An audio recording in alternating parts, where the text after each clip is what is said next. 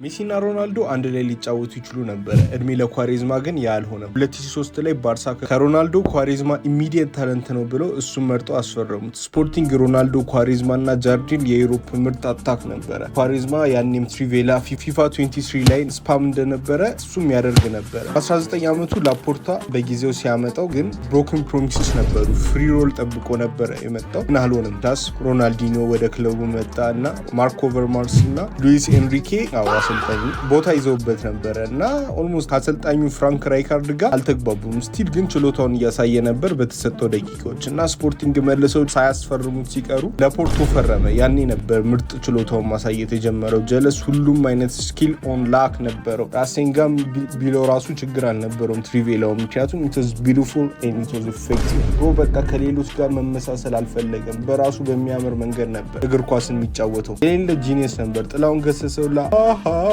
ማለት ተጀመረ። እንደማታስቆመው ኳሬዝማንም 1v1 ሲመጣብቅ ማስቆም አትችልም።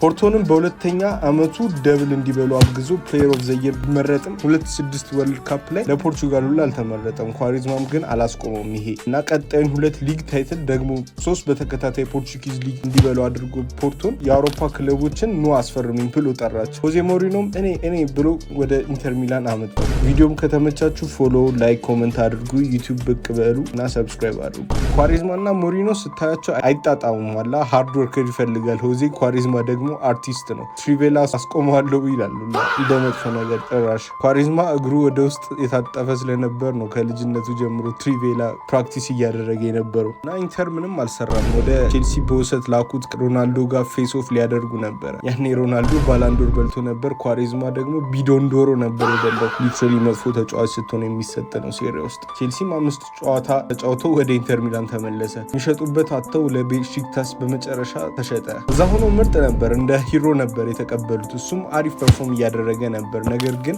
የሆነን ሌባ ቦርሳ መንትፎ ሊይዘው ሲሞክር ከፖሊስ ጋር አልተግባባም። የቋንቋ ችግር ይሆናል እና ታሰረ። ቤሺክታስ ደስተኛ አልነበሩም። ለቀቁት ወደ ዱባይ እና እዛም መጥፎ ነበር አልሃሊ እና ኮንትራክቱን ተርሚኔት አደረጉበት። 9 ወር ምናምን ያለ ክለብ ነበር እየተንቀሳቀስ የነበረው። ግን ፖርቶ ሃሜስ ሮድሪጌዝ፣ ፋልካው እና ህልክ ሲወጡ እሱን ኳሬዝማን ሴቭ ያድርገን ብለው አመጡት። እሱ ሞር ማቹርድ ሆኖ ኢንሴን የሆነ ሌቭል እያሳየ ነበረ።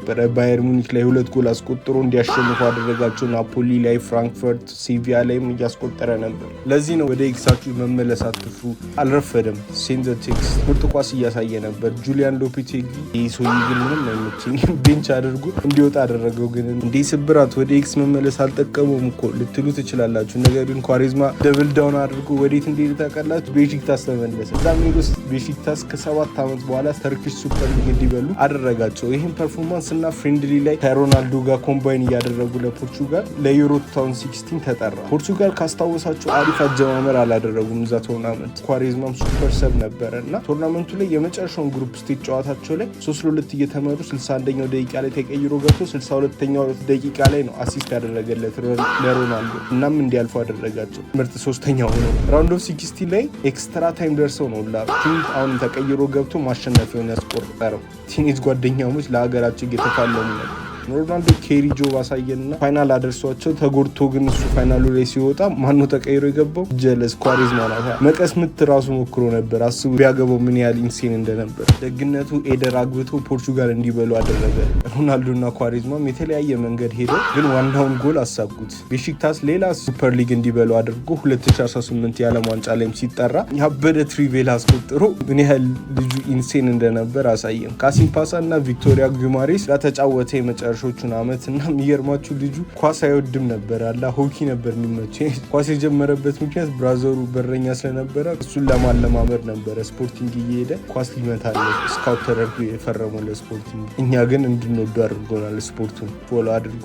ቻው በሉ። ይሄ ቪዲዮ የሰው ደስታ ለሚያስደስታችሁ ነው። ፕላሷን፣ ላይኳን፣ ኮሜንቷን፣ ኮፒ ሊንኳን ካረጋችኋት እኔ ደስ ይለኛል። እኔ ደስ ሲለኝ እናንተ ደስ ይላችኋል።